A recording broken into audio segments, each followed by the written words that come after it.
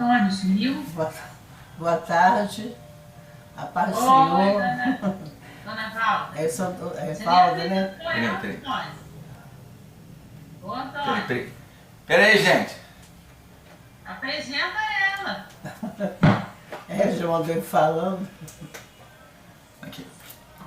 Gente, ó, essa aqui é a minha sogra, tá? Ela vai cantar um louvor aqui que tem tudo a ver com a aula. Essa aula temática, que é do período interbíblico, eu sempre costumo trazer um louvor, trazer uma música. Às vezes são músicas polêmicas, né? Teve uma aí que eu trouxe aí uma vez que deu um problema muito sério, né? Lá na classe, puxaram até minha orelha. Não foi Cristina não, foi um aluno, puxou minha orelha.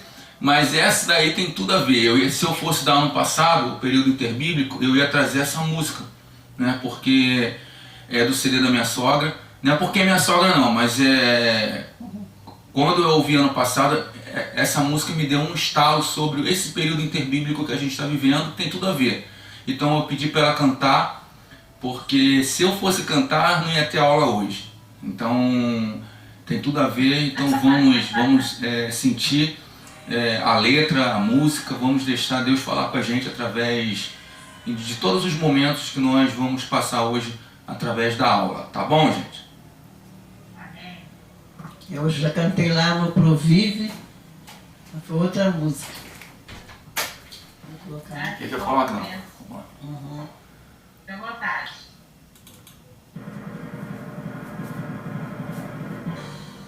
Peraí, tá muito baixo.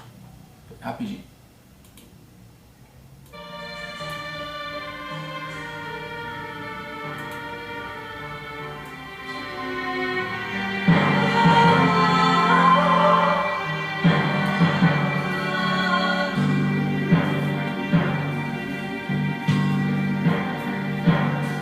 Deixaste teu trono de glória para salvar e remir a mim.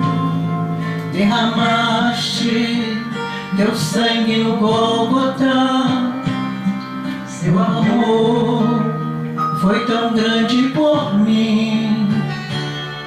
Deixaste teu trono de glória para salvar e remir a mim. Derramaste teu sangue no Gólgota, hoje vivo feliz e canto assim. Dou glória a Deus que enviou seu Filho. Dou glória a Deus que me amou assim. Dou glória a Deus, pois derramou seu sangue. A vitória que tenho, agradeço a ti. Dou glória a Deus que enviou seu Filho.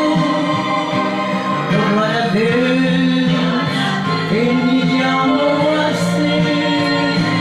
Dou glória a Deus, pois derramou seu sangue. A vitória que tenho, agradeço a ti.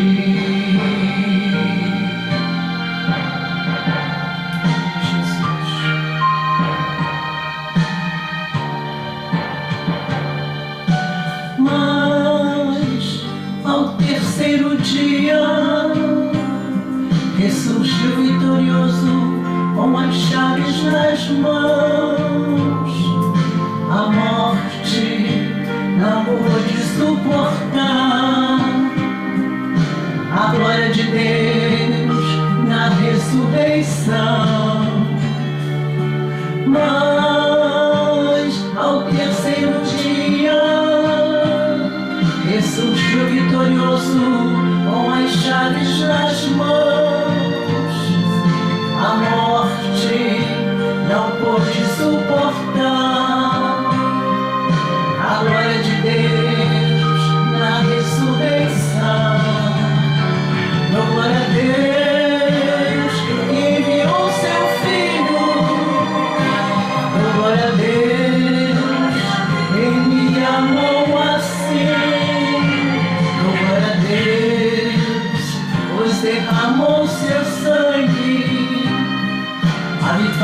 tenho, agradeço a Ti. Dou glória a Deus que enviou Seu Filho. Dou glória a Deus que me amou assim. Dou glória a Deus, pois derramou Seu sangue. A vitória que tenho, agradeço a Ti. A vitória que tenho, agradeço a Ti.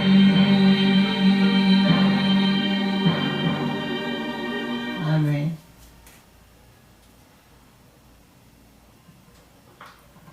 Amém. Tchau, gente. Obrigado, Ana Valda. Obrigado.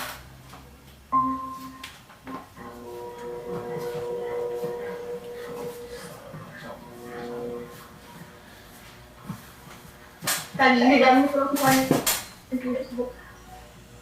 Ah, eu esqueci de ligar. Boa tarde, Ricardo. Vamos ver por aqui. Boa tarde. Agradecendo, agradece aí a Dona Valda, que eu acabei de... Antônio, é isso que eu ia falar, Antônio. Pera aí. Ela gostei muito da música. Pera aí. Agradece a ela. Dona Val, eles estão agradecendo que eles gostaram muito da música, que os microfones lá estavam desligados. Tá bom. Tá? Essa música é da minha autoria. Essa música é da autoria dela, tá? Que ela tá dizendo. Bonita, muito bonita. Fala pra ela que dá de Obrigada. parabéns. Tá de parabéns, tá vendo? Tanto a letra da música quanto a voz dela também. Muito bom. Obrigada. Eu nem Dá sabia que pra ela lançar tinha no CD. YouTube, né? Oi? Oi? Dá pra lançar no YouTube, fazer sucesso. Dá pra lançar no YouTube que vai fazer Ela tem sucesso. CD gravado, não é isso, Dona? Tem sim, tem sim. Olha, sério, tem CD gravado. Eu nem sabia. Parabéns, Dona Val. Obrigado. Obrigada. Obrigado. Gente, ela tá agradecendo. Parabéns, adorei a música. Tá. Viu? Eles gostaram, cara, Dona Val, da música. Pode fechar aqui? Pode. Gente, então vamos lá. Por isso que eu escolhi essa música. Só fala de novo aí que o Zé Carlos chegou agora. Qual é a aula de hoje? Zé Carlos, nós estamos falando, nós vamos entrar hoje no período interbíblico. Nós vamos falar hoje e semana que vem sobre o período intertestamentário, tá? O período interbíblico, nós vamos falar um pouquinho hoje de basicamente dois impérios, que é o Império Babilônico e o Império Babilônico e o Império Grego, tá? Nós vamos usar algumas culturas, vamos falar algumas coisas sobre ele e eu vou também falar sobre a visão do Império de Daniel, tá? Para que a gente possa introduzir um pouco mais o Império Babilônico, né? Falar sobre um pouco mais sobre esse período, que é um período que poucas pessoas falam na igreja, é um período que acho que quase ninguém prega sobre o período interbíblico. E o judeu, ele fala muito sobre o período interbíblico. É uma aula que a classe judaica ela prega muito por várias questões. E a principal questão que o judeu ele prega sobre a classe, sobre o período interbíblico, é que no judaísmo nós temos aí a revolta dos martelos.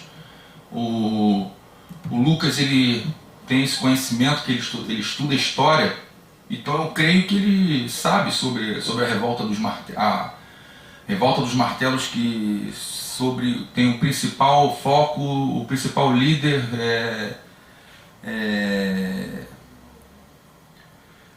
Judas Matatias, né, que eu não vou entrar em detalhe sobre ele, que isso aí é tema da próxima aula, né? Mas a revolta dos martelos, o judeu ele prega muito sobre isso, ele fala muito sobre isso. Então nós vamos estudar basicamente hoje e amanhã o período interbíblico.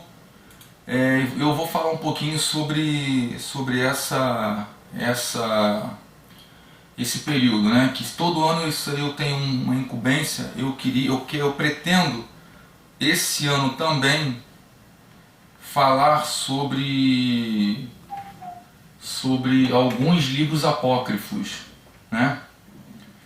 E eu pretendo esses livros apócrifos pegar alguns temas, tá?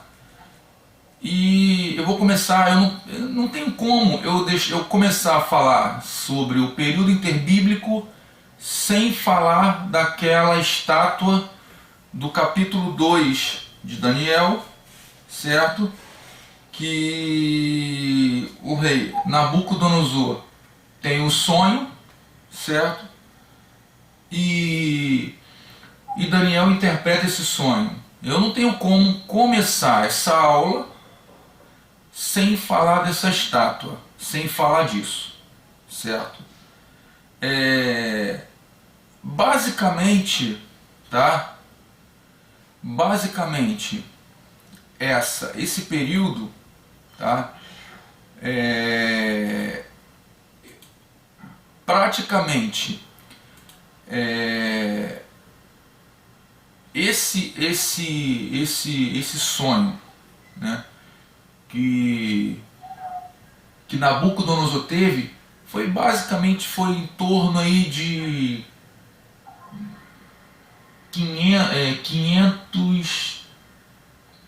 400 e pouco antes de Cristo, né?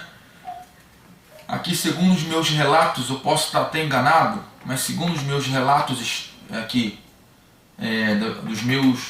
dos meus estudos, foi em torno de 490, em torno de 470 antes de Cristo, que Daniel teve esse sonho, que Nabucodonosor teve esse sonho e que Daniel interpretou esse sonho de Nabucodonosor.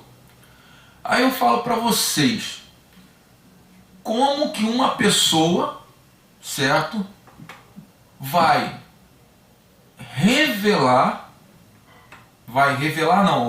ter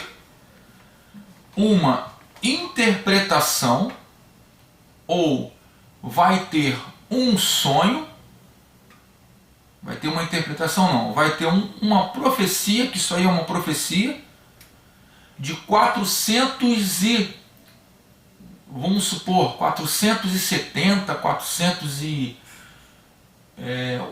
aproximadamente, tá, gente? Porque isso aí não tem precisão, tá? Eu estou trabalhando em cima de aproximadamente. Todas essas datas que eu vou dar para vocês são datas faladas em aproximadamente. Em cima de 470, 490 antes de Cristo, antes do advento do Messias, antes do ano Domini, certo? Antes do plano da redenção se cumprir, porque tudo que foi falado lá no livro do profeta Isaías, tudo que foi falado lá no Éden, estava próximo de ser cumprido, ou estava perto de se cumprir, e um ímpio, certo? Uma pessoa que não temia Deus, teve um sonho, e que o Senhor iria preparar o caminho para que tudo se cumprisse, tá? Como assim, Antônio? O Senhor ia preparar o caminho como? Como que Deus ia preparar o caminho? Não foi João Batista que ia preparar o caminho do Senhor? Sim, mas não é isso que eu estou falando. Não estou falando que aqui ia se preparar o caminho para pregar o Evangelho. Não é isso que eu estou falando. Estou falando que João Batista preparou o caminho para pregar o Evangelho. Mas não foi só a preparação do caminho para pregar o Evangelho. Houve-se uma preparação do caminho para que todas as coisas fossem feitas. Tipo, uma só língua, um só povo, fronteiras, uma só fronteira, uma só religião, que eu vou usar esse termo para que vocês entendam, lugares para que pudesse ser pregado a palavra, pregado o evangelho. Então, tudo aconteceu de acordo com um povo, ou de acordo com pessoas, né, que foram direcionadas pelo Senhor, pelo Espírito Santo, né? Aqui eu creio que o Espírito Santo estava agindo, estava atuando, certo? Para que tudo pudesse ser cumprido, ser concretizado. Então, por que eu estou falando isso? Por que eu estou trazendo essa introdução muito grande para que vocês possam entender? Porque nós vamos chegar aqui no livro do profeta Daniel, capítulo 2, e nós vamos ver, só para que vocês possam entender o contexto. Nabucodonosor teve um sonho, e acho que até a Bianca já deu essa aula, mas eu vou repetir, tá, Bianca? Eu sei que você já, com excelência, você já falou sobre isso, mas isso faz parte da minha aula, porque se eu não falar sobre isso, eu não tenho como pregar, não tem como falar sobre o período interbíblico. Então eu tenho que falar sobre isso. Então, o Nabucodonosor teve um sonho, e esse sonho que Nabucodonosor teve, ele ficou impactado pela grandiosa obra, pela estátua que ele teve, que ele viu, das formas como ele viu a estátua. Então ele queria que alguém interpretasse aquele sonho. E ninguém interpretou aquele sonho, a não ser que uma pessoa de origem judaica, né, um judeu da terra de Judá, né, como nós já falamos, que, né, houve aqui uma separação, o remanescente da casa de Judá, que aqui se tratava de Daniel, certo? Começou o que? A interpretar o sonho, certo? De Nabucodonosor. Então aqui em Daniel, capítulo 2,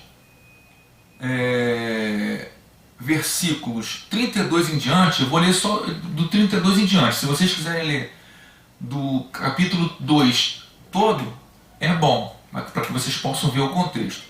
Que fala aqui que a cabeça da estátua era de ouro fino, o peito e os braços de prata, o ventre e o quadril de bronze, as pernas de ferro e os pés em partes de ferro e barro, certo?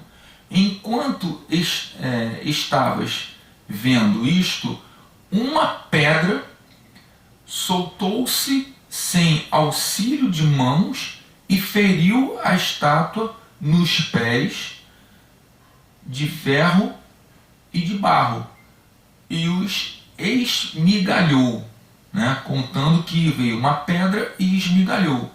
Então o ferro e o barro, o bronze, a prata e o ouro foram despedaçados e viraram pó. Com a palha das eiras no verão, o vento os levou sem deixar nenhum vestígio. Porém, a pedra que feriu a estátua se tornou uma grande montanha e encheu toda a terra. Aí eu pergunto para vocês, o que significa isso? O que vocês entendem como isso? O que vocês acham que pode ser? Que pode ser isso?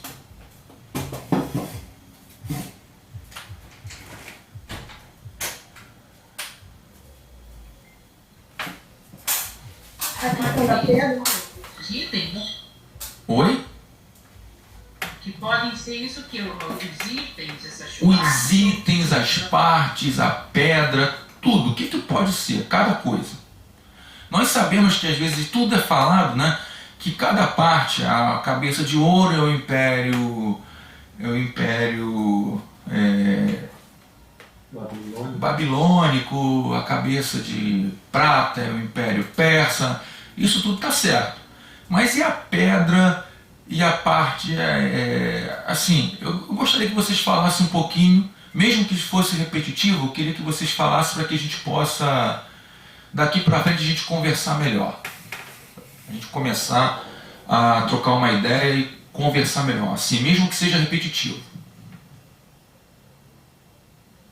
Seria Jesus, né, a pedra. Ele estaria derrubando os reinos. Seria o quê? Como? No contexto histórico, seriam aqueles reinos até o Império Romano. Vocês concordam com a Bianca que a pedra seria Jesus derrubando todos os reinos?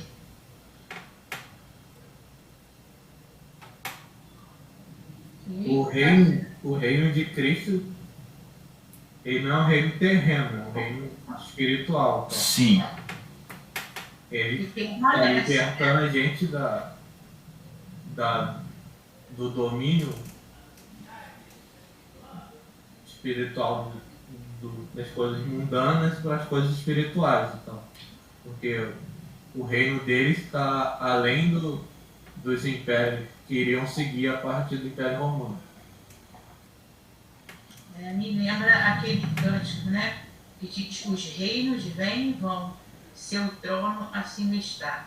Então, esses reinos passaram, como diz aqui, né? Que o vento os levou sem deixar vestígio, tá no versículo 35, né? Mas o reino de Jesus, que era uma pedra, cresceu e virou uma montanha que encheu toda a terra. Vocês concordam com o que Cristina falou? Vocês concordam com o que a Bianca falou? Vocês concordam com o que vocês falaram entre si? Sim. Sim. Gente, basicamente, eu vou usar esse nome basicamente, porque o que acontece? Se nós formos ver escatologicamente, tá? É isso mesmo, certo? Jesus, se nós formos estudar esse sonho de Daniel, essa pedra é aquela pedra que o apóstolo Pedro fala lá no Novo Testamento, que ele era a pedra angular que todos rejeitaram. Então, gente, por que eu estou trazendo primeiramente essa interpretação? Porque nós não podemos partir do período interbíblico, começar um estudo do período interbíblico sem antes interpretar todas essas figuras, todos esses sonhos, tudo aquilo que está no sonho do profeta Daniel, e com uma visão espiritual, mas também com uma visão carnal, certo?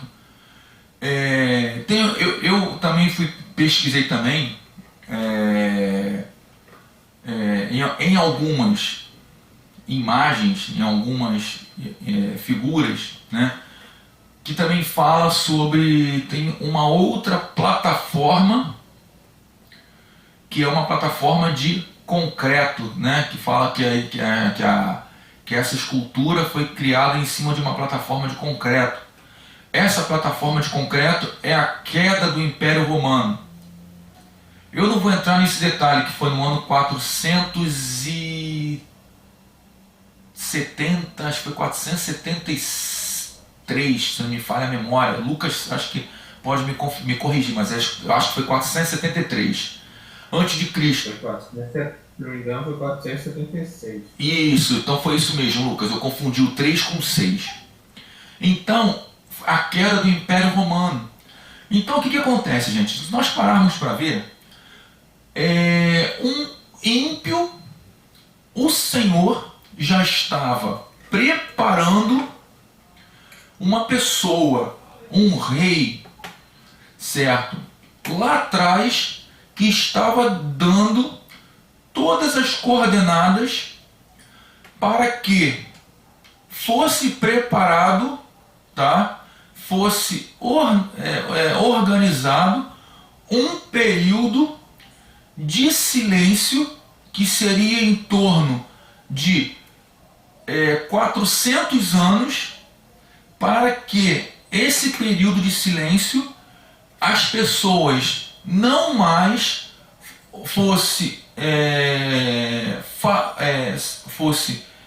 Deus não falasse mais através das pessoas por bocas de profetas, para que quando o Messias chegasse aqui na terra, fosse falado através da boca do próprio Messias, do próprio Senhor, do próprio Deus vivo aqui na terra. Então, quais são esses impérios? Nós vamos ver primeiramente, tá, a cabeça de bronze, de ouro puro, que é o Império Babilônico. O Império Babilônico, ele se confunde muito com o Império Persa, tá? Eu vou falar basicamente se tratando dos dois impérios, o Império Babilônico e o Império Persa. Eu vou perguntar para vocês, se vocês falarem, se vocês não souberem, eu gosto muito de perguntar, gosto muito de saber as opiniões, para que as opiniões que sejam faladas, né, até onde eu posso chegar com o meu conhecimento, porque teve uma vez que eu falei uma coisa e eu fui interpretado errado, então depois disso eu gosto de saber primeiramente até onde eu posso chegar. Eu vou perguntar a vocês, o Império Babilônico, ele conquistou, Lucas vai saber, vai tirar de letra, ele conquistou na totalidade o mundo físico naquela época, o mundo natural, o mundo normal daquela época, ele conseguiu conquistar na sua totalidade? O mundo inteiro, acho que não. Mas grande parte, eu acho. O mundo antigo inteiro, não, porque aí a gente teria que entrar em outras questões do mundo antigo lá para o leste asiático e tal, isso não aconteceu. Sim. Não, assim, o Império Babilônico, ele não conseguiu conquistar o mundo antigo inteiro. Não conseguiu. E o Lucas e a Bianca falou certo. Mas aonde que o Império Babilônico contribuiu para que Israel, contribuísse para a vinda do Messias? Vocês têm alguma ideia, têm alguma noção, algum conhecimento sobre isso? Se você quiser falar alguma coisa, Cristina, fica à vontade, tá? José também, Zé Carlos também, tá, Zé Carlos?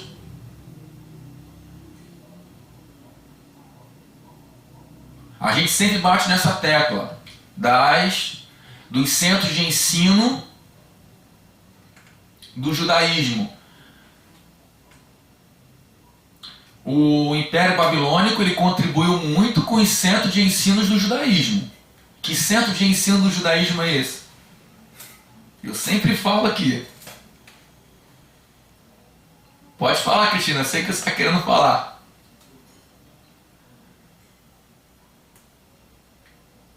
As sinagogas. Isso. O Império Babilônico, ele contribuiu muito para muitas coisas. Mas o principal fator, eu vou falar a maioria, tá? Vou ver se eu conseguir lembrar, eu anotei algumas coisas aqui. Se eu não conseguir lembrar todas, eu vou vir aqui na minha cola e vou falar. Se eu conseguir lembrar, eu vou falando e vou falando. Que é muita coisa, é muito assunto. Mas o principal fator que o Império Babilônico contribuiu para que pudesse propagar a palavra de Deus. No advento da vinda do Messias, foram as sinagogas. O que são as sinagogas? Vocês sabem o que são sinagogas? Eu acho que quando o povo estava no exílio, né? Sim. Não tinha a questão do tempo. Então, eu acho, se não me engano, as sinagogas surgiram nessa época, né? Sim, mas o que... Do ponto de ponto Sim, mas... dessa questão da fé. Sim, mas qual é a diferença? Pode falar, Zé Carlos. Casa de Deus, como fosse uma igreja? Sim, mas qual é a diferença de sinagoga para templo? É para o templo de Salomão. Qual é a diferença da sinagoga para o templo de Salomão? No templo era mais a questão de sacrifícios, e na sinagoga eu acredito que seja uma questão de ensinamento, de ensino, né? Certo. Quer falar alguma coisa, Carlos?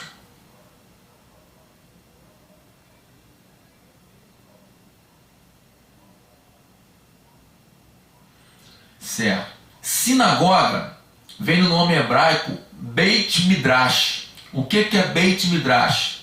Casa de ensino.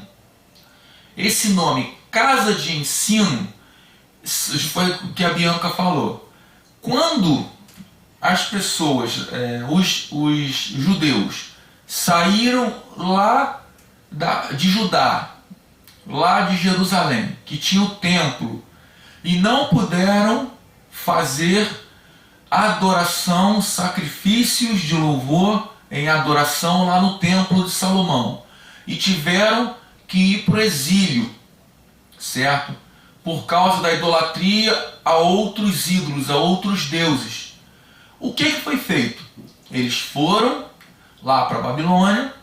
Lá na Babilônia, eles começaram a desenvolver uma nova forma de adoração. E que forma de adoração é essa? Através do ensino sinagogal. O que é ensino sinagogal? Era o ensino que eles iam para a sinagoga no famoso Shabat, que é o sábado, e eles ensinavam, estudavam.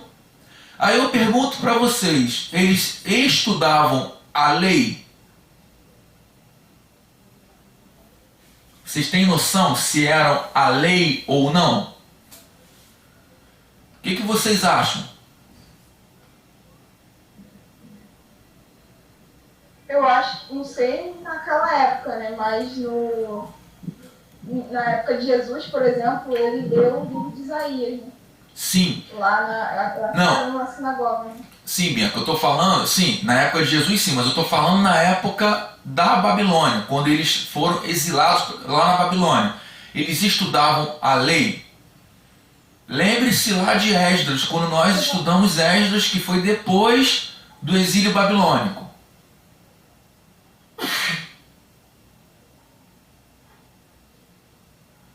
Eles estudavam a lei? Vocês têm alguma ideia, têm alguma noção se eles estudavam a lei ou não?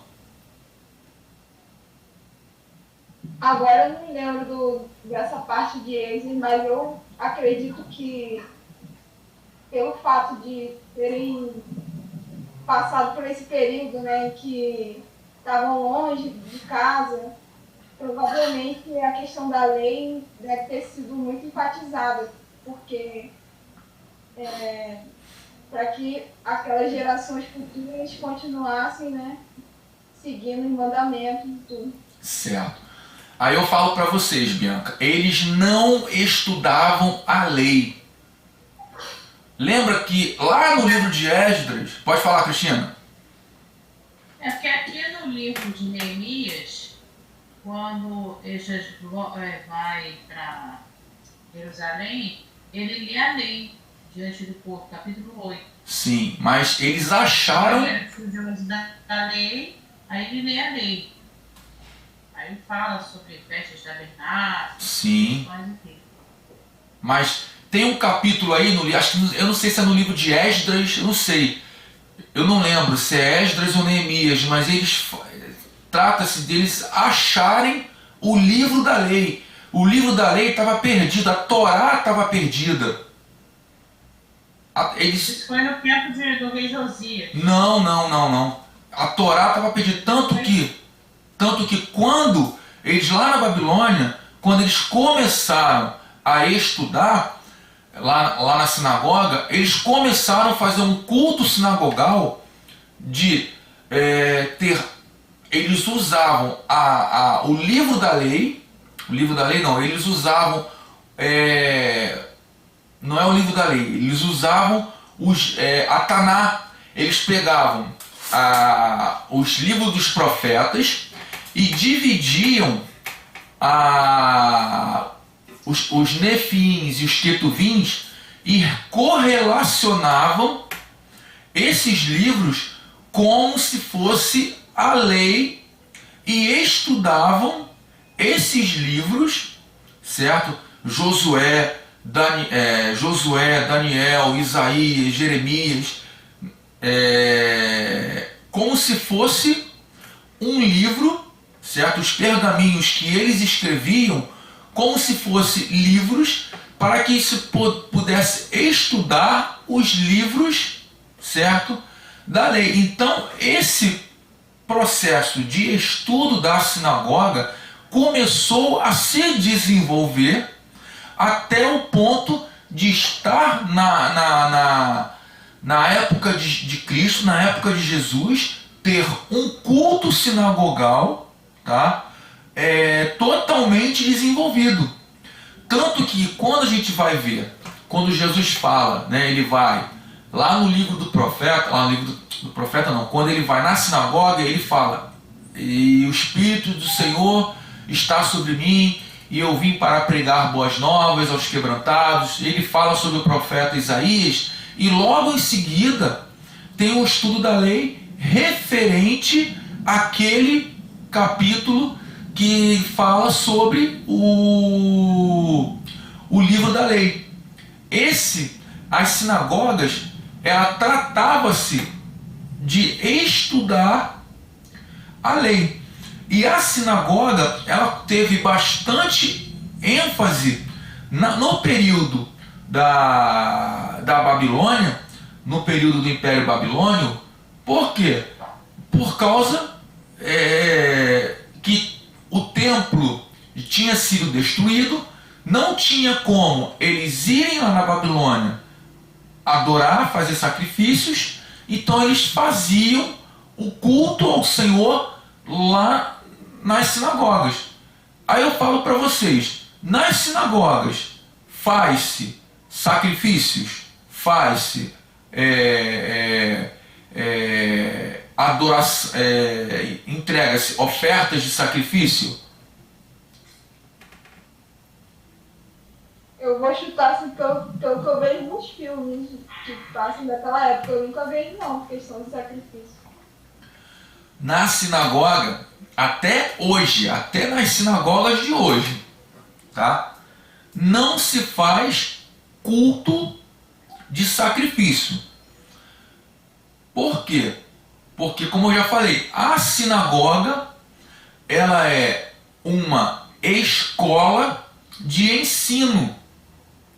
É como se fosse, vou trazer para o nosso culto de hoje.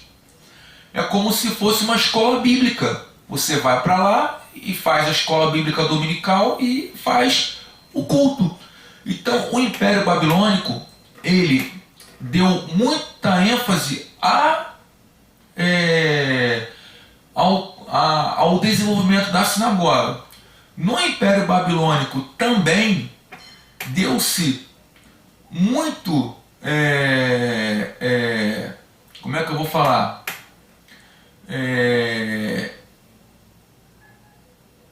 Deu muita ênfase aos escribas. Os escribas, lembra-se que só existia os escritos em determinados locais, em determinadas cidades. Existia algumas cidades chamadas cidades levíticas, e essas cidades levíticas tinham os escritos sagrados. Então, o Império Babilônico, com a saída de lá e eles indo para a Babilônia, os escribas eles tiveram que escrever e copiar, são chamados os famosos copistas, certo? Aí da onde surgiu, não sei se vocês já ouviram falar, a famosa gematria, que depois eu vou entrar em detalhes e vou falar para vocês o que significa isso. Os copistas, eles entraram em ação e começaram a copiar as escrituras, a Bíblia, e começaram a trazer as cópias e liberar cópias para as sinagogas.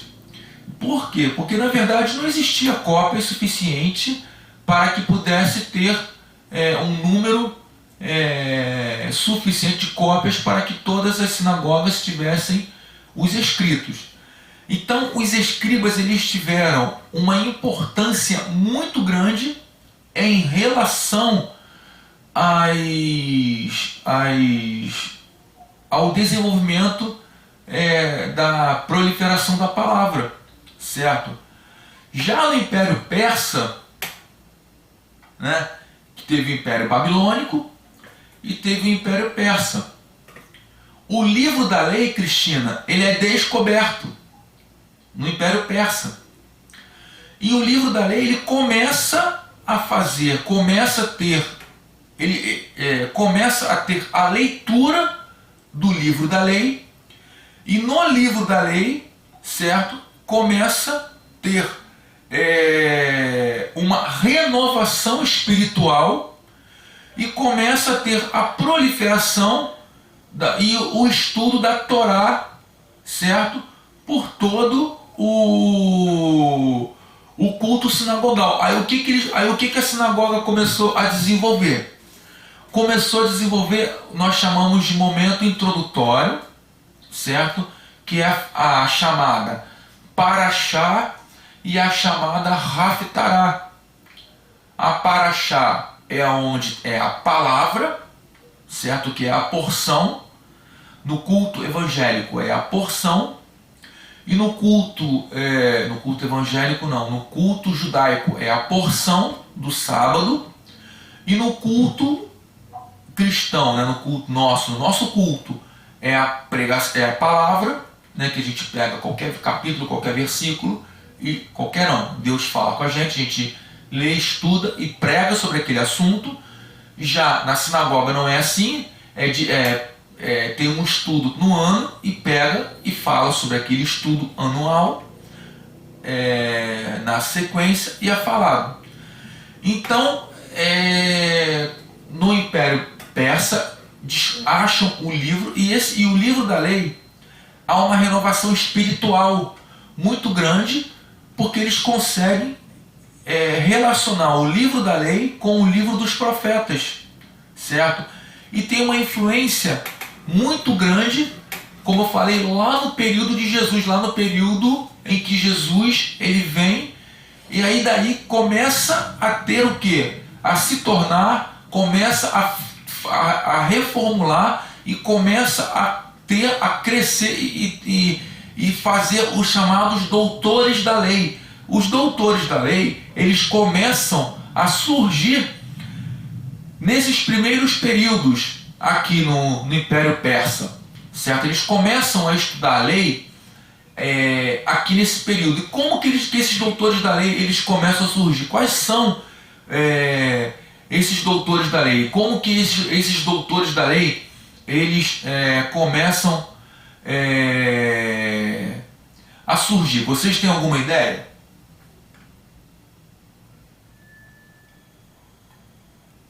Não. Tem alguma ideia, Cristina? Não. Esses doutores da lei, eles já sabiam. Pode falar, Lucas.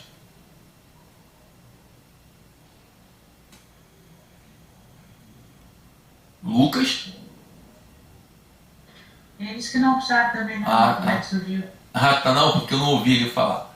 Esses doutores da lei, como eles já tinham um conhecimento. Não sei não. Deu uma travada aqui. Ah, tá.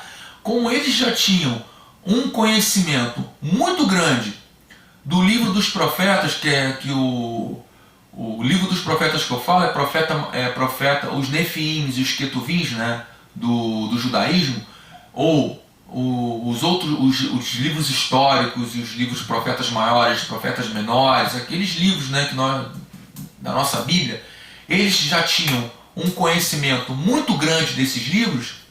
Eles começaram a estudar e eles começaram a adquirir um conhecimento de tal maneira que eles se achavam que eram mais importantes do que as outras pessoas. E daí eles começaram a ensinar, e através desse ensino eles começaram a ocupar cargos importantes dentro das sinagogas, tá? Essas sinagogas que eu estou falando, lembra que essas sinagogas, elas não tinham nenhuma influência, tá?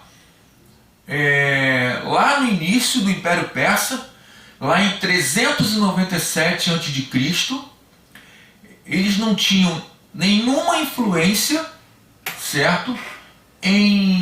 Assim, como é que eu vou falar? Em nenhuma pessoa, em nenhuma... não tinha influência na cultura do povo, não tinha influência em nada, mas devido a eles estudarem de uma tal forma, eles começaram, essas pessoas, esses famosos doutores da lei, eles começaram a ter uma certa influência, que eles começaram a ocupar alguns cargos importantes. Tipo, eles começaram a se tornar responsáveis pela sinagoga, começaram a se tornar chefes das sinagogas, começaram a trazer para o povo julgo, vou usar esse termo, né, para que vocês entendam, se vocês começarem a assimilar ou começarem a entender ter alguma semelhança lá no Novo Testamento, vocês não é nenhuma semelhança, não, é realidade, tá? Para que vocês comecem a entender da onde começaram a vir os fariseus. O nome não era fariseu, eles eram pessoas que tinham cargos importantes, não eram pessoas, eles tinham influências. Então, gente, esses doutores da lei, eles começaram a trazer, a influenciar o povo, certo? E começaram a fazer separação assim, de algumas coisas. E essa coisa, né? E uma das coisas que fez com que eles começaram a fazer separação, principalmente foram as pessoas que moravam na região de Samaria. E o fator importantíssimo, tá, para que se propagasse, certo, o poder de influência deles, foi o quê? Foi fazer com que o Império Persa, né, porque na verdade eles estavam sob o domínio do Império Persa, foi sobre que eles em Samaria construísse, lembra que a mulher samaritana fala assim, Senhor, falando para Jesus, Senhor, os meus antepassados falam que eu tenho que adorar aqui, e os seus antepassados falam que eu tenho que adorar em Jerusalém. Aonde que eu tenho que adorar? Aí Jesus, o que Jesus fala para ela? Não importa aonde você tem que adorar. O que importa é que, que os verdadeiros adoradores o adorem em espírito e em verdade. Então, o que essas pessoas de influência queriam fazer, e eles conseguiram, foram que esse povo de Samaria, certo? Eles se tornassem um povo isolado e que construísse um templo para que essas pessoas não fossem até Jerusalém, que é o famoso Templo de Samaria. E não sei se vocês já ouviram falar no Pentateuco Samaritano, que agora está em moda, o Pentateuco Samaritano. Então esse acontecimento incentivou, certo? Principalmente através dessas pessoas de influência, uma separação tanto social e religiosa entre judeus e samaritanos, para que essas pessoas não tivessem, certo, um poder de o samaritano, que eram outros povos, influenciar tanto o judeu, certo, e o judeu que não se mistura, influenciar o samaritano. Então, gente, essas foram as principais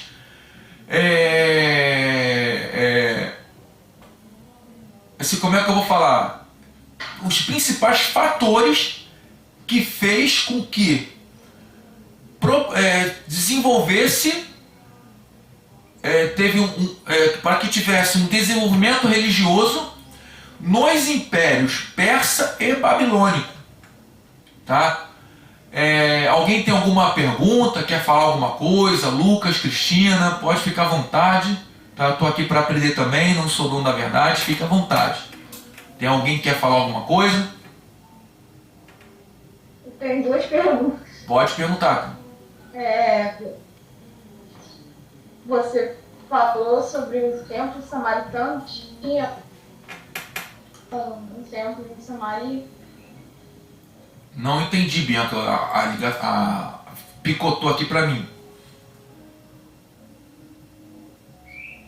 Se eu não me engano, você falou sobre um templo samaritano. Sim. Então tinha um templo em Samaria? Sim, sim. Na época de Jesus, a Bíblia não fala sobre esse templo. Tá? Por quê? Porque não dá ênfase ao templo samaritano, certo?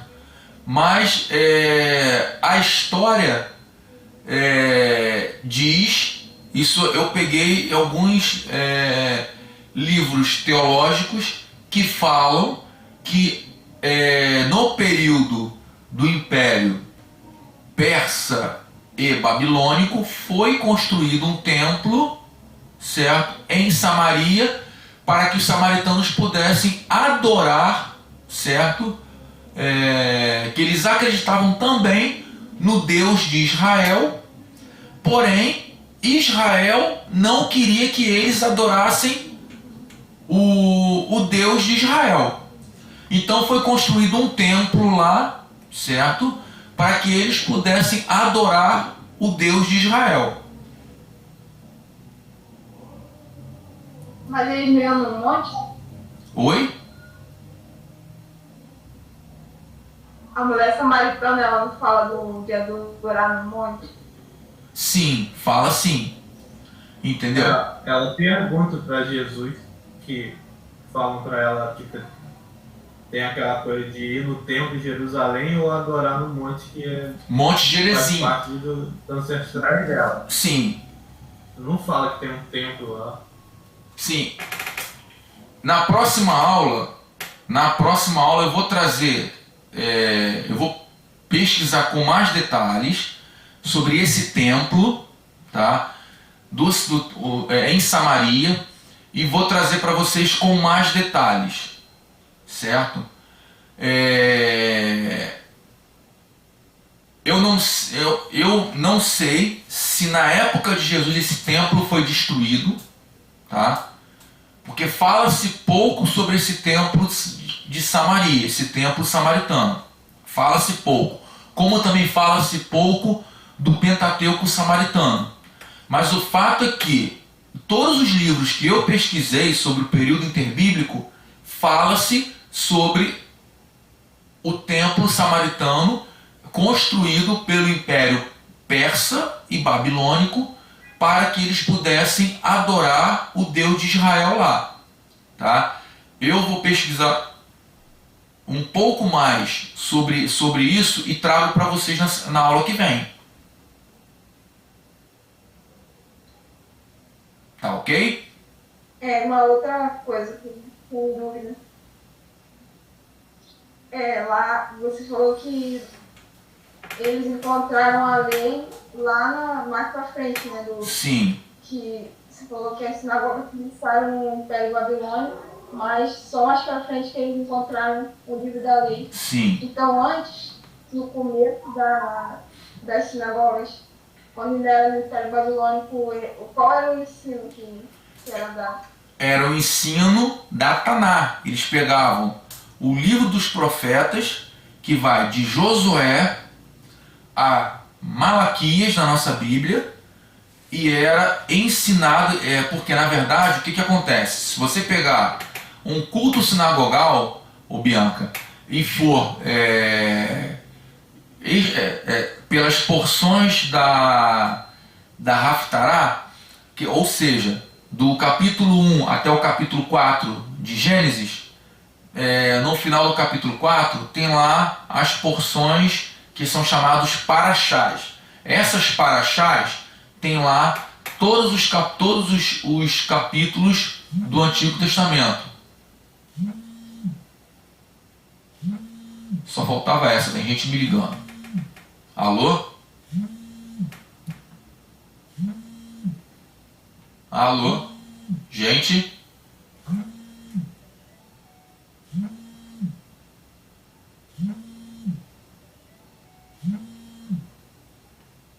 Gente? Nós estamos te ouvindo. Ah, tá, porque tem gente me ligando aqui. Está ouvindo. Ah, desculpa, porque tem gente me ligando aqui, então vou deixar ligar e eu vou falar com vocês. Então, o que acontece? Tem as paraxás. Essas paraxás, tem a paraxá que é referente ao capítulo 1 de Gênesis, tá? Que é referente ao capítulo 1 de Gênesis, que é referente ao capítulo 2, 3, 4, até terminar. E esses capítulos está correlacionada ao Antigo Testamento, que também está correlacionada ao Novo Testamento. Não sei se vocês estão entendendo o que eu estou querendo dizer. Estão entendendo?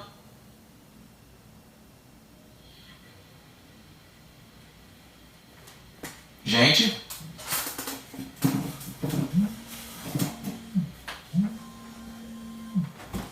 Tony?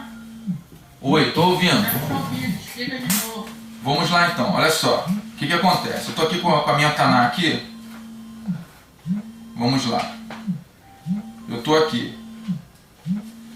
Olha só, Paraxá número 1, que é a Paraxá de Bereshit. Se eu for aqui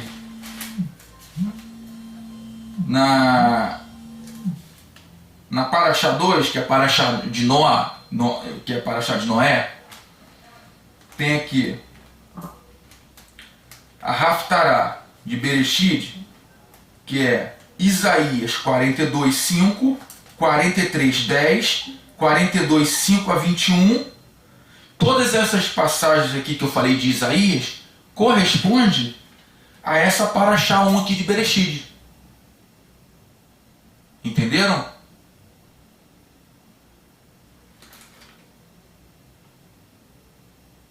Entenderam, gente? Sim, são trechos, né? Isso, são trechos. Então, o que acontece? Quando vocês vão pegar para ler, para estudar, vocês vão estudar os trechos. E era o que era feito na época do culto da sinagoga. Quando é estudado a Torá, em um ano é estudado dessa forma.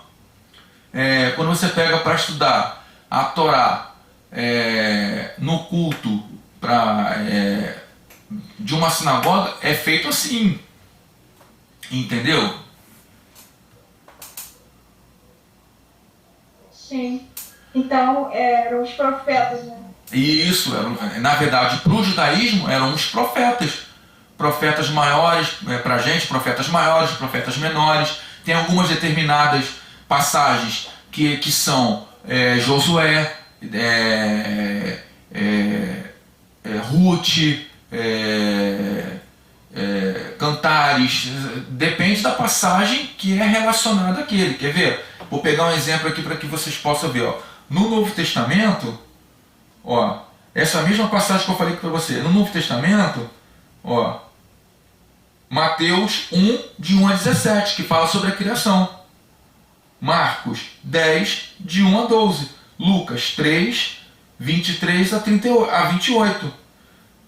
João 1, de 1 a 18, que fala: no princípio criou Deus os céus e a terra era sem forma e vazia. Aí qual é? O verbo se fez carne e habitou entre nós, e o verbo era Deus. Entendeu? São passagens que são correlacionadas a essas passagens aqui do livro da lei. Uma passagem correlaciona a outra. Então eles estudavam dessa forma. Para poder lembrar da lei, eles estudavam assim. Eles faziam assim. Entendeu? Então, talvez, será que dá para afirmar que esses profetas que estavam no exílio tinham uma importância maior em registrar por conta disso, de esse ensino continuar sendo passado nas sinagogas? Bianca, eu, Antônio, eu acredito que sim. Eu, Antônio, nunca falei isso para ninguém. Eu estou revelando isso agora. Mas eu acredito, tá? Eu falei isso na aula de Isaías. Certo? Que Isaías, tirando Moisés, eu não costumo dizer isso não, mas Moisés é o cara. Pro judaísmo, Moisés é o maior profeta. Moisés, Deus no céu e Moisés na terra, tá?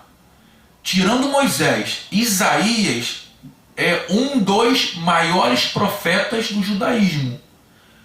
Porém, Daniel, ele teve uma suma importância muito grande quando ele teve lá no exílio, porque ele teve uma responsabilidade muito grande para pregar para aquele povo exilado. Tá entendendo? Por causa das sinagogas. Ele escrevia, ele falava as coisas, vou pegar o exemplo para que vocês entendam. Ele tinha a mesma importância do apóstolo Paulo. Era Paulo no Novo Testamento e Daniel no Antigo. Para que vocês entendam a importância de Daniel. Tá entendendo? Porque o apóstolo Paulo, ele foi o apóstolo dos gentios. Às vezes as pessoas não têm noção do que é isso. Certo? Deus usou Paulo de uma tal maneira que Paulo ele foi usado de uma tal maneira que assim, a gente não tem noção. Certo? Daniel também foi usado de uma tal forma porque Daniel, ele exortava, ele confortava, ele edificava o povo de Deus. Ele fazia de uma tal... Ele foi usado de uma tal maneira que o que ele falava, entendeu? Ele foi instrumento vivo de Deus mesmo, para segurar aquele povo, para segurar aquela nação. Porque se não fosse Daniel, os remanescentes de Judá não teria como voltar. A casa de Israel não ia ser restaurada, como está sendo hoje. Eu quero que vocês entendam a importância que Daniel teve. Tá entendendo? Então pode ter mais alguma pergunta, porque acho que nosso horário acho que já foi, mas tudo bem. Pode ser. Se foi, Você tem 10 minutos, se for terminar... Não, mas não tem problema. Assim, não, mas não tem problema. O que eu estou abordando aqui, eu ia falar na aula que vem, então eu só estou só antecipando. Então agora nós vamos entrar na era dos gregos, tá? A era dos gregos, eu dividi aqui em duas eras. O Lucas conhece muito bem, ele sabe muito bem. Eu não vou me atentar muito, porque contexto histórico, porque o contexto histórico ele é, para mim, ele é um pouco complicado, porque eu vou me enrolar um pouquinho. Eu vou tentar dar uma pincelada, Lucas, e se você puder falar, eu até te agradeço. Mas se você também não puder falar, eu vou te agradecer também do mesmo jeito, também que eu não vou te obrigar não, porque você é meu amigão, você mora no meu coração. Então, mas tá tranquilo. O contexto histórico, aliás, a Grécia, o período grego, eu digo que ele passou por 3 fases, tá?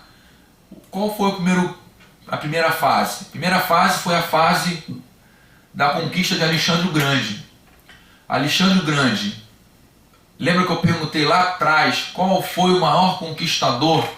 O Império Babilônico, o Império Persa conquistou o mundo na época. Aí o que vocês falaram para mim? Não, realmente não.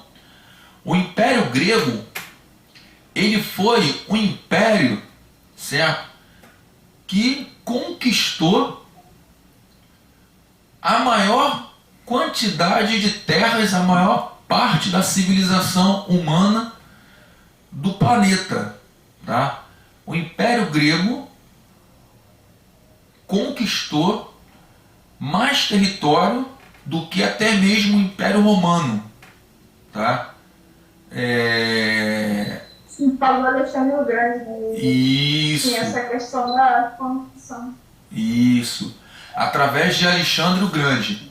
Alexandre o Grande, como você mesmo falou, Bianca, ele foi o maior conquistador de todos os tempos. Foi um personagem central.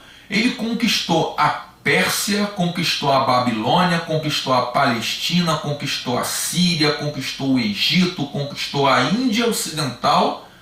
Porém, ele teve um fim muito...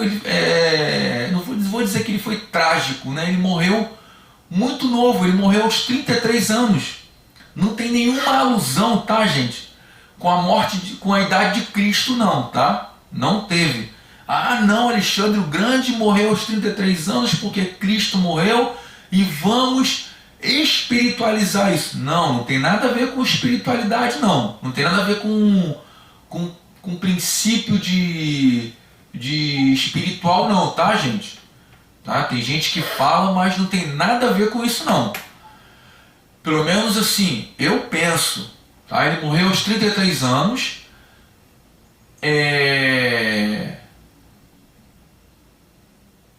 Certo? E assim, com a morte dele, ele pegou o que ele havia conquistado, o Império Grego havia conquistado, e dividiu em algumas províncias. Por isso que eu estou falando que o Império Grego, ele pegou e jogou, certo? E teve em algumas fases. Aí teve a fase egípcia, teve a fase assíria. Por isso que eu estou falando que o Império Grego para Israel teve essas 3 fases, que foi a fase do Império Grego, foi a fase do Império da era egípcia e a fase dos sírios. Eu vou por parte, eu vou falar primeiro um pouquinho sobre a fase dos gregos, certo? Como eu já falei, né? O maior conquistador, né, foi o Alexandre o Grande. Ele criou, né, um império mundial e ele unificou, certo? A língua. O maior desenvolvimento que o Império Grego trouxe para contribuir principalmente ali para Israel se tornar uma nação para o advento do Messias, para a vinda do Messias, foi o quê? Foi uma única língua. Houve um povo, saiu do Império Persa, né, a Babilônia, a Pérsia conquistou a Babilônia, aí o Império Grego conquistou a Pérsia, certo? Aí o Império Grego contribuiu com uma única língua. E que língua foi essa? O grego koiné, que era um grego que não era um grego. Tem gente que fala que era um grego do maior culto possível, porque era um grego helenizado. Eu estudei um pouquinho sobre o grego koiné. Esse grego koiné, ele era um grego que era um grego comum, certo? Lucas, se eu estiver falando coisa errada, você me corrige, tá? Eu não vou mais falar sobre isso não, mas se eu estiver falando coisa errada, você fala, tá bom? Antônio, tá errado. Aí eu vou deixar você falar, porque você sabe mais do que eu, tá? Você é mestre e eu não sou. Então, tá bom? Então, o grego koiné era um grego que era um grego falado por todos da província. Era falado em todos os lugares que a Grécia tomou conta. A Grécia colocava através da helenização, certo? O que é o helenismo? Era a imposição da cultura, a imposição da religião e a imposição de tudo aquilo que a Grécia queria. A Grécia se achava como a religião, a religião não, como a nação mais intelectual e mais culta daquele momento, daquele mundo ali, daquela localidade. É como hoje nós paramos para analisar o que é hoje os Estados Unidos. Então a Grécia, ela através da helenização, ela pegava e queria que fosse incluído tudo aquilo da sua cultura. Isso foi bom? Em algumas partes foi bom? Foi. Em outras partes foi? Não. Antônio, como assim? Hora foi, hora não. Porque o helenismo teve muita coisa boa. A cultura, o desenvolvimento, os aquedutos, tudo desenvolveu aquela cidade.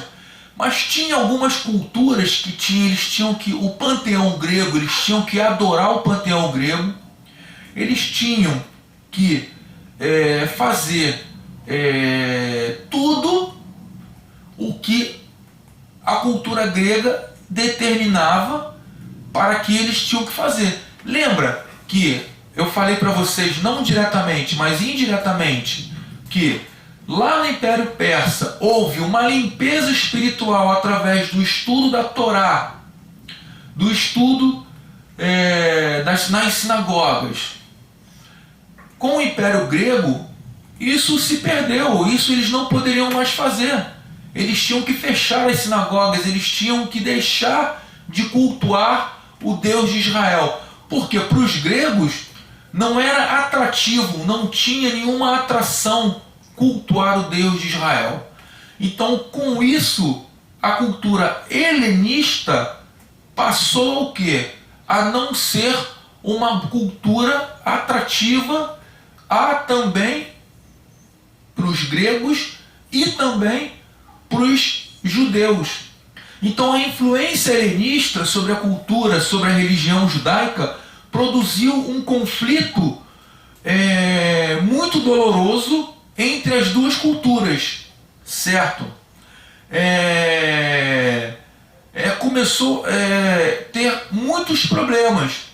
Em 270 a.C., a língua, para vocês terem uma ideia, a língua grega teve uma influência tão grande que ela teve que ser amplamente disseminada por toda as províncias, né? E teve até que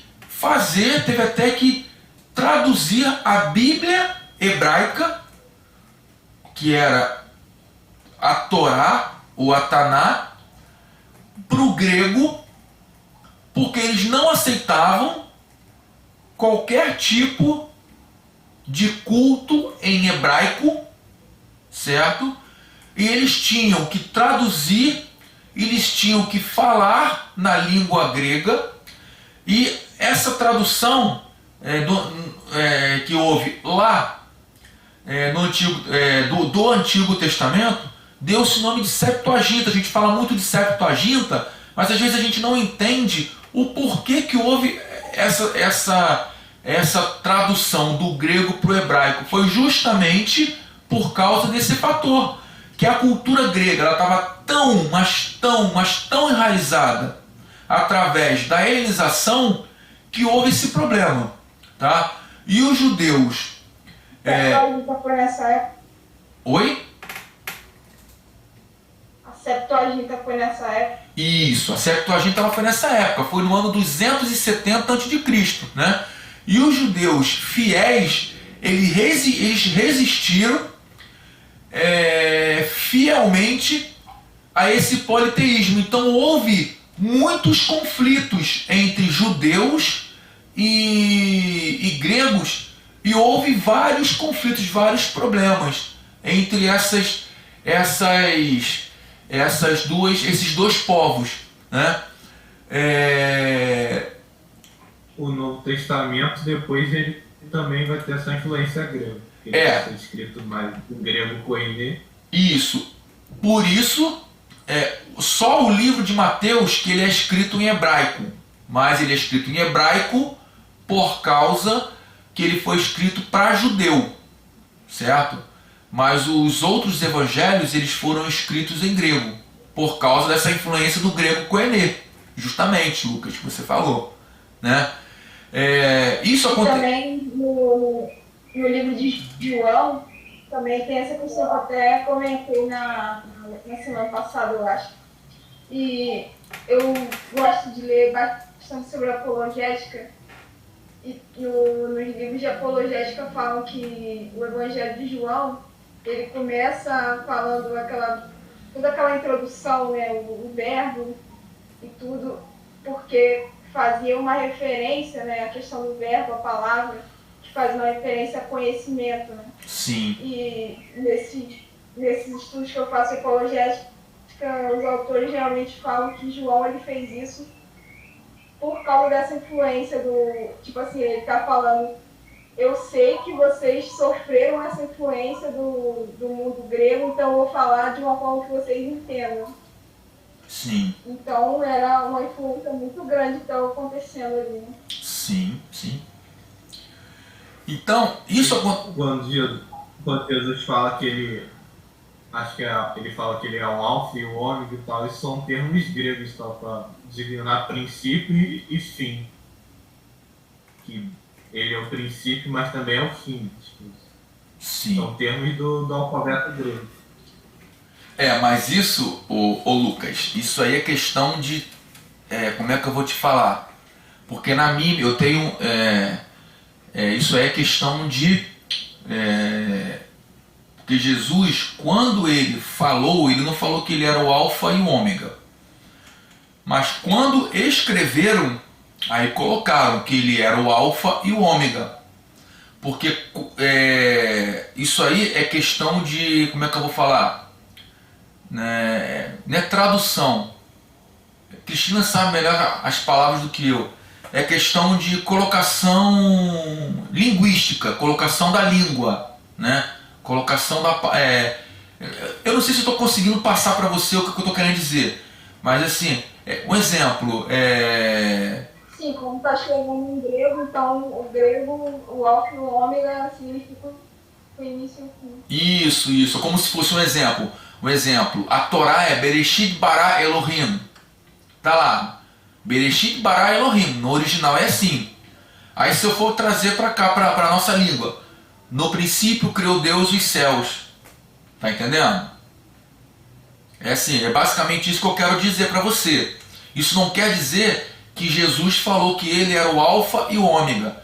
Se você for procurar em outras traduções, em outras bíblias, você vai encontrar que Jesus, ele é o Aleph e o Gimel. Tá entendendo? Para que você possa entender que ele é o princípio, que ele é o Aleph, que é a primeira letra do alfabeto hebraico, e o Gimel, que é a última. Tá entendendo?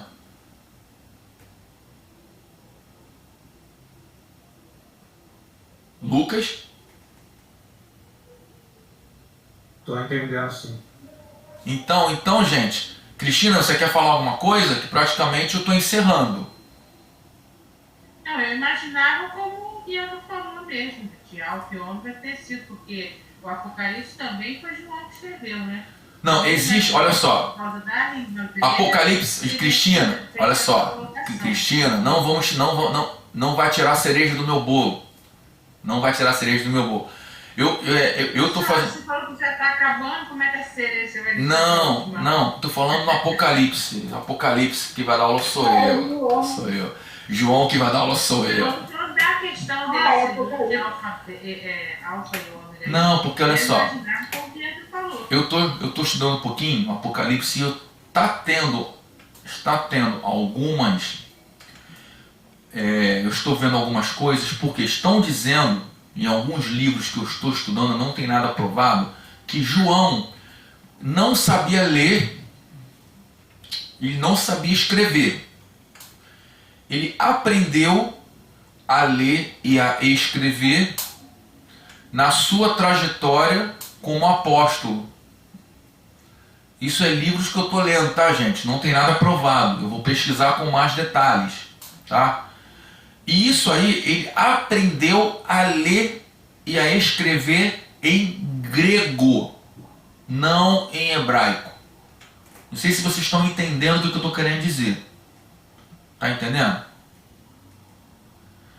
Isso faz sentido, até pelo que eu estava falando. Sim. Então, do Evangelho de João. Isso. Faz total sentido, Isso. porque ele traz muita influência de grego. Sim. Se ele aprendeu a falar em grego e escrever em grego, legal, bate tudo aquilo que a gente está falando.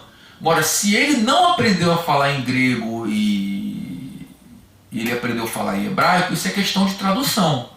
Isso aí eu vou pesquisar, eu vou trazer os livros para que vocês possam ver, vou trazer as páginas, vou trazer tudo para que a gente possa estudar direitinho, tá? Então, Cristina, ó, Mas Você esse, falou de eles Mateus, por afirmam exemplo, que foi escrito para os hebreus, oi? e que esse que você falou que eu nem sabia que foi escrito em hebraico, Mateus, Lucas foi escrito para os romanos, né? Sim, E João para os gregos. sim. Então eu imaginei que isso aí fosse como o Guilherme falou. Né? Então, é o que eu tô... Por quê? Tem um livro, hein, Cristina? Tem um livro que eu baixei em PDF, que eu tô lendo ele, que é A Língua dos Evangelhos. A Língua dos Evangelhos. Esse livro, ele fala de como foi escrito os Evangelhos. Então, ele fala que Marcos foi escrito em grego, Mateus ele foi escrito em hebraico, porque Mateus ele era judeu. João ele era judeu, mas só que ele aprendeu a escrever em grego, né?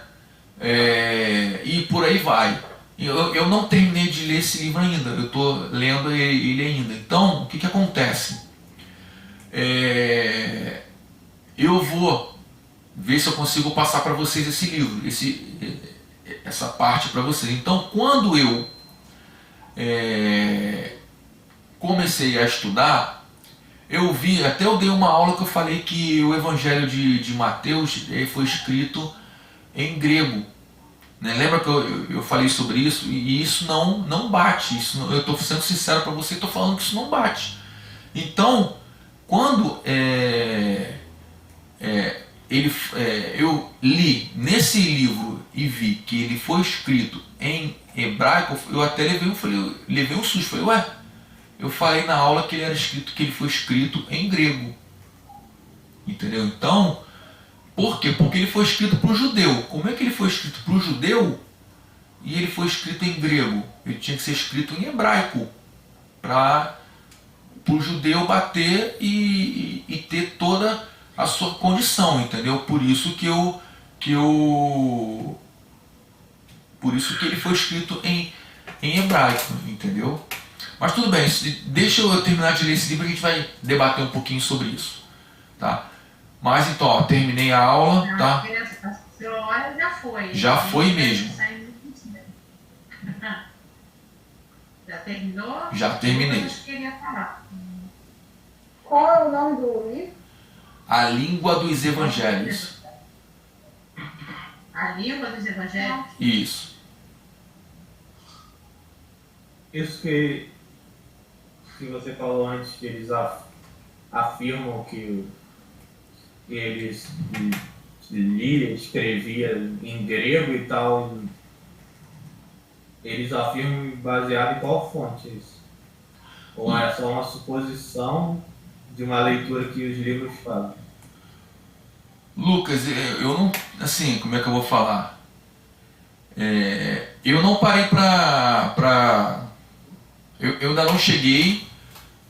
assim, vocês sabem, eu não parei para analisar de que fonte que eles pegam isso, não. Entendeu? Porque lá na parte de trás do livro tem um monte de referência. Eu não parei para ver isso, não. Eu posso ver, entendeu? Eu posso ver e depois te falar, mas eu não parei para ver isso, não.